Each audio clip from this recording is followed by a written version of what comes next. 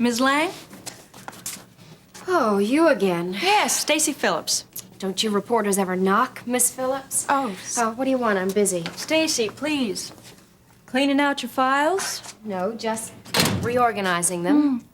That's exactly what I'm doing with my follow-up story on the Canterbury. Reorganizing my focus. But I can't yet, until I have all the facts. Look, you already interviewed me once. If you need any more information, you're gonna have to go down to the commissioner's office. They passed down a memo to that effect. So, if you'll please excuse me, I have a lot of work to do. Well, I'll be sure and contact them for the official line. But the facts I'm interested in now are more personal. Like, why does Gil Prescott maintain that you're holding a personal vendetta against him? Your guess is as good as mine, Miss Phillips. But whatever he says his reason is, I can guarantee you it's a lie.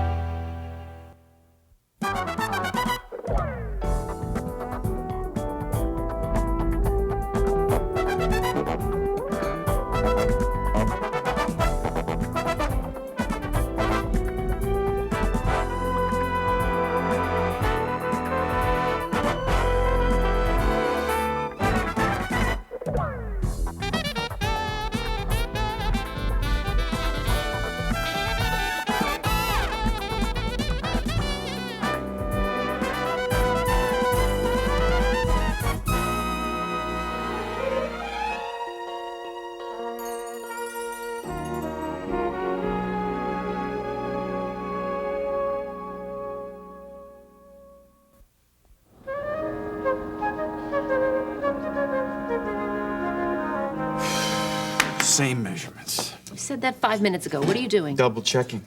Your accuracy? No, my insurance policy. Looks like a blueprint to me. It's not just any blueprint. This is for Canterbury.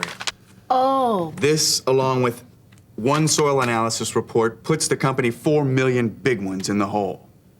And the insurance company is trying to get us for negligence. Instead of recouping the losses. That's their decision, according to Gerald Benton, their agent. Prescott Development assumes all liabilities, unless we can prove otherwise. Well, still have to eat. How about lunch? No.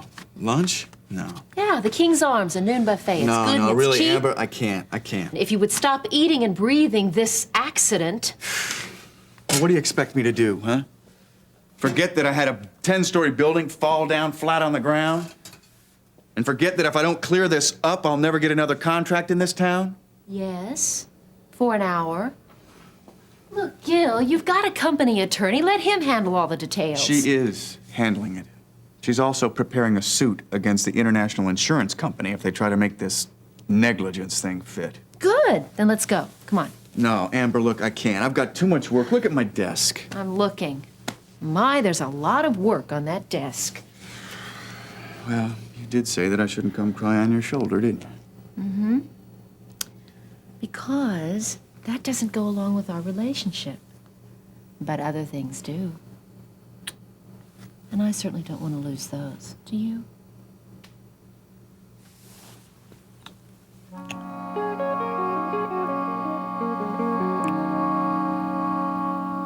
But isn't it true that you once had more than just a business relationship with Gil Prescott? Are you writing your article for the Chronicle or the National Gossip? Relationship cut short when Gil saw greener grass? Is that what he told you? No.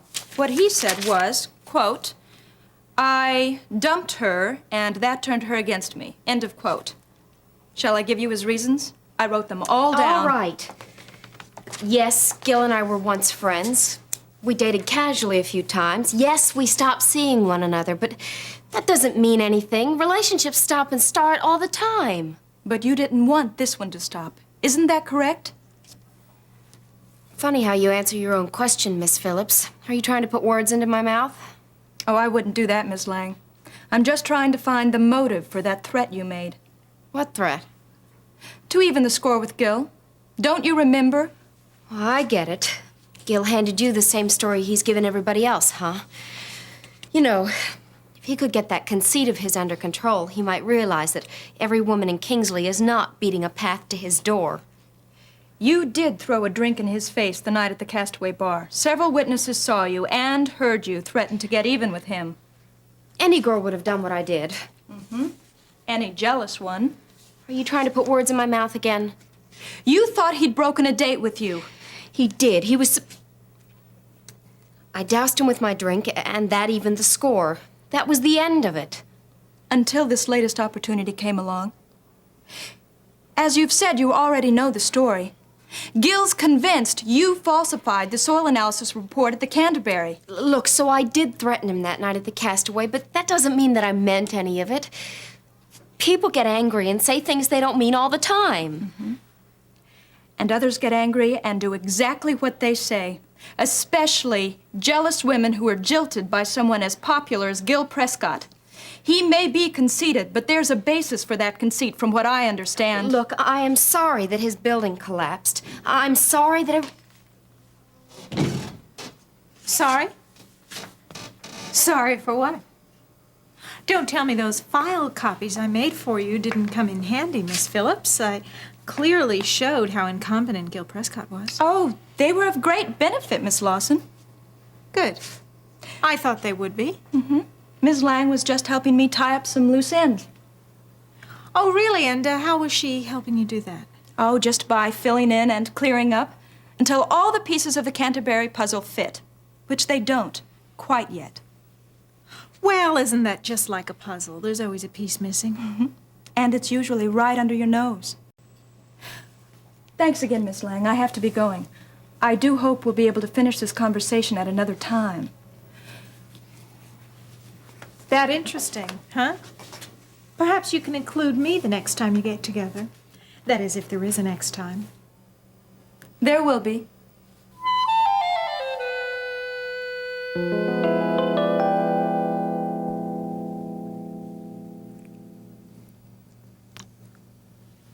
Thanks.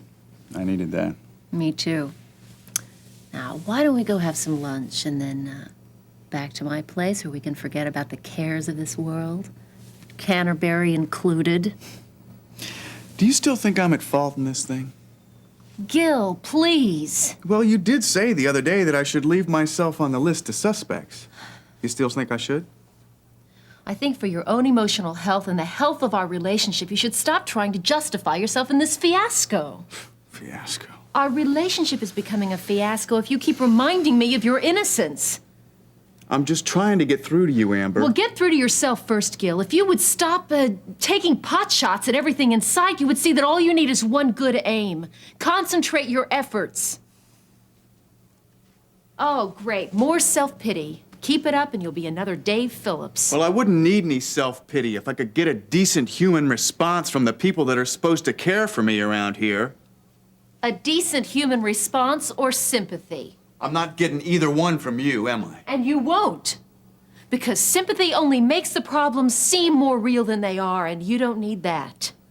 Well, now that we've discussed what I don't need, when are we going to start discussing what I do need? Only if you want my opinion. Well, that's what I've been getting so far. Don't stop now. Come on, let me have Okay. it. Since you've asked, you need you, Gil. You used to be strong, with nobody else to lean on. That's the way it should be. Because that way you don't have to worry about where your support is coming from. Like you. Like me. I'm like the kind of man who can still keep my interest.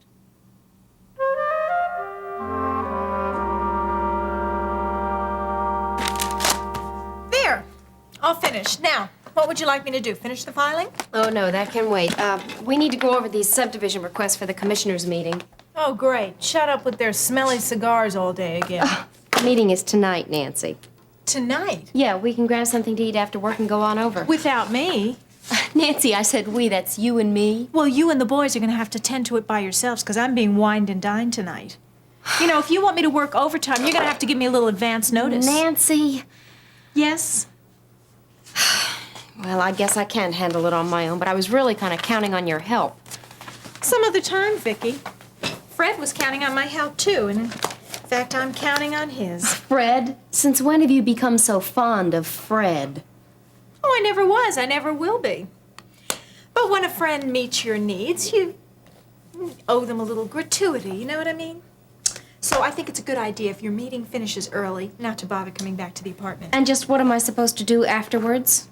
Well, go out, get a drink, go to the Castaway or something. I am not in the mood for bar hopping tonight, especially not at the Castaway. That reporter reminded me that there were several people who overheard me threaten Gil the night I dumped a drink on his head. Oh, yes. The night that macho man sealed his fate. Don't you just love it? I mean, there he was, king of the hill, thinking that he could just boss you around, and now he's scrambling around like some mouse trying to save his own neck. But there's nothing he can do about it. You're not at all nervous about the fact that that reporter is coming back here to ask more questions, are you? I'm not worried about her, or I'm not worried about the insurance investigator or anything. The only thing I'm worried about is keeping Fred in line. So be a good girl and don't come back to the apartment tonight. You know, you're really asking a lot of me. Vicky, is that the right attitude? I mean, you didn't ask too much of me when you asked me to switch those documents. Remember that counterfeit masterpiece that you initialed and then verified?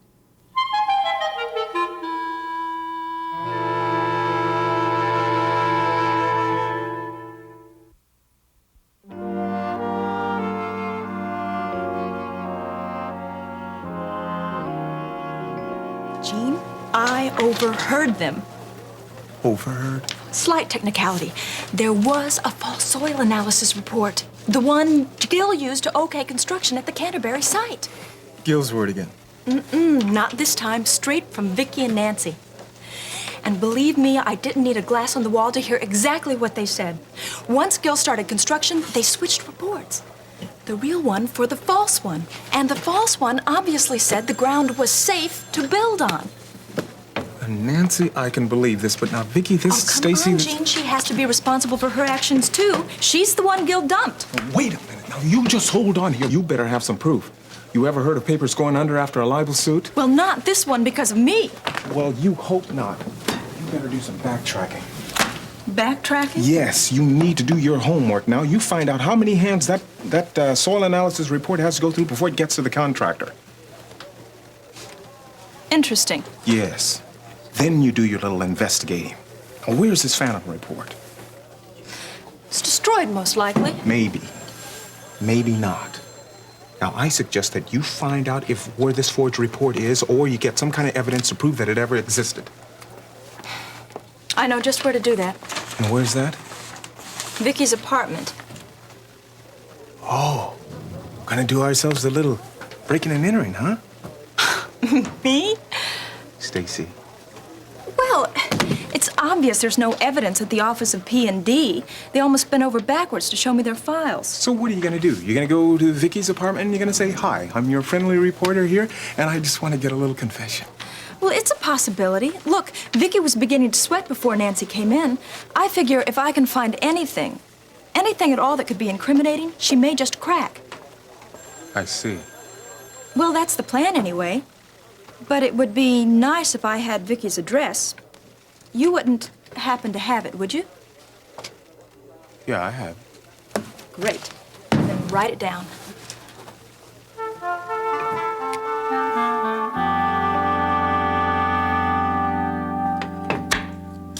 You know Monk knows you don't like him, don't you, Carla?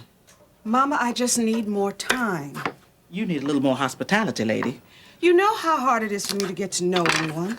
Well, if you wait much longer, you'll have to get to know his grandchildren, Carla. Oh, look. I don't hate him even if he thinks that. Carla, that boy has stomached more rejection in his 18 years than we'll ever get to know. Now, don't let him walk away with just one more. Oh, why is it that I'm responsible for whether Monk makes it or not? Because you're the believer in this family, Carla. Now, Gene can get him a job. He can see that he gets back into school. But he needs to know another life. He needs to see your Christianity in action. I pray for him. Well, why don't you tell him? You think he'll care? Well, if he doesn't, honey, you just pray a little harder. Come to think of it, a couple of my prayers have already been answered. By now, I was expecting Jimmy to be smoking and drinking with Monk around. I'll get that, honey.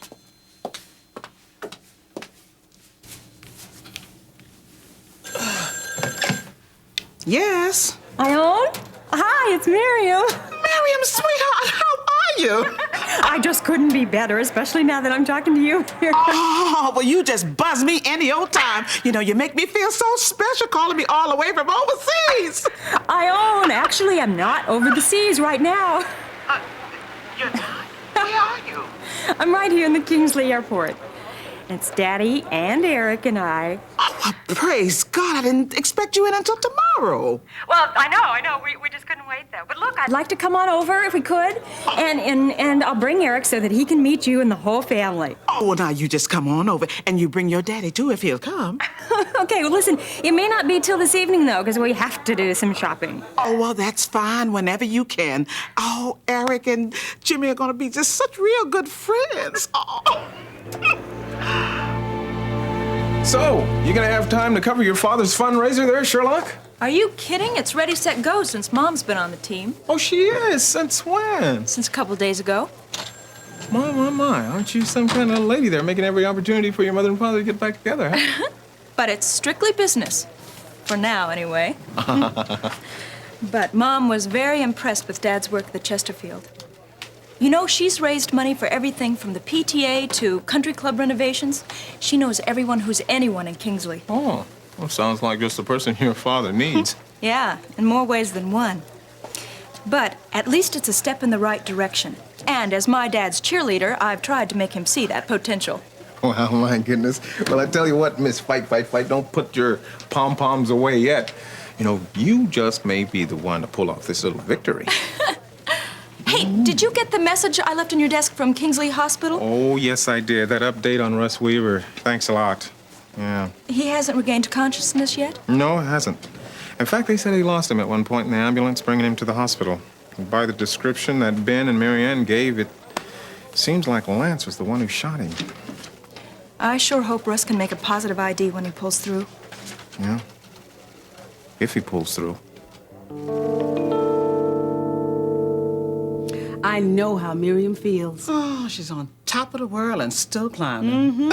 Just like I felt when I laid eyes on Jimmy after 2 years separation. You know, it wasn't until then that I realized how much I missed that little guy. Do you know that's the exact same thing she said about Eric? Yeah, I know. I was scared, half out of my mind, that Jimmy wouldn't accept me. Well, you never let on that you were. Not to you and Jean, but poor Jimmy. I almost squeezed the life out of him with all those kisses and hugs. Oh, poor Eric. Hell yeah. Well, he and Jimmy can exchange reunion stories. All I know is that coming to Kingsley is one of the best things I ever did. And now if I can just add another thing to the list. Oh? What you've been saying about Mark is beginning to sink in. I want to help. But I think that there's something deeper that keeps me from opening up to him. But you're right. I'm going to try harder to make him feel welcome in our home. Well, especially since he's already here. Oh, Mama. Oh, Carla, I'm so proud of you, honey. Well, now, it's only the first step. Don't expect me to go and adopt him overnight. Well, don't you expect any instant friendships with him. You just let him open up to you. Well, he has already a little with Jean and Jimmy, and apparently to you. Well, you know, he kind of shies away about himself. Kind of keeps his guard up. But, you know, it's up to all of us to be a little more understanding so he can let it down. Yeah, well, we've seen how distrustful he can be, even with Jean sometimes. Oh, that's because he's always suspicious about people giving something without a catch to it, you know. But we can cure that. Us again? Who else, Carla? Hey,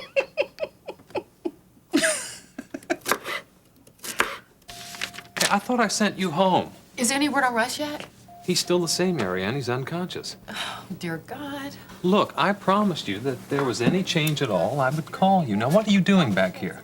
I'm hoping and praying anything else I can do to keep awake. Well, you don't look very awake to me. Come on. I'll go get you a cup of coffee. Yeah, I guess I need something to keep me alert. You know, I'm all he has right now. I tried to call his mother. She probably didn't know he's here. Marianne, don't do this to yourself. Well, Ben, he needs to know someone cares about him. He knows that you do. But he doesn't know how much. I should have given him that money when he asked me for it the first time. Then this would have never happened. He would have gotten away. He never would have gotten shot. You don't know that. You do not know that. Now, we've been through all this one time before. I'm sorry. I can't help thinking this way. Well, no guilt trips. Do you hear me? No, I think Lori's visiting Dr. Galvin today. She may be finished, so I'll go see if I can find her and send her back over in this direction. Okay? Okay. Keep your chin up. Marianne! Oh, Lori, Ben was just looking for you. Well, I'm glad I found you. How's Russ? He's the same. I'm sorry to hear that.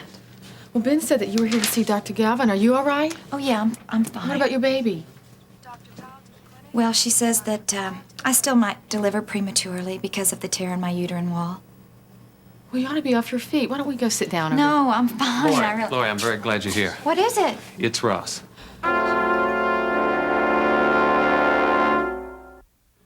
What about Russ? Just calm down, Marianne. He regained consciousness. Oh, thank you, Lord. I have to see him, Ben. Dr. Greeley says it's okay. So come on, I'll take you. Are you okay? Yeah, I'm fine. I'll be right back. Okay.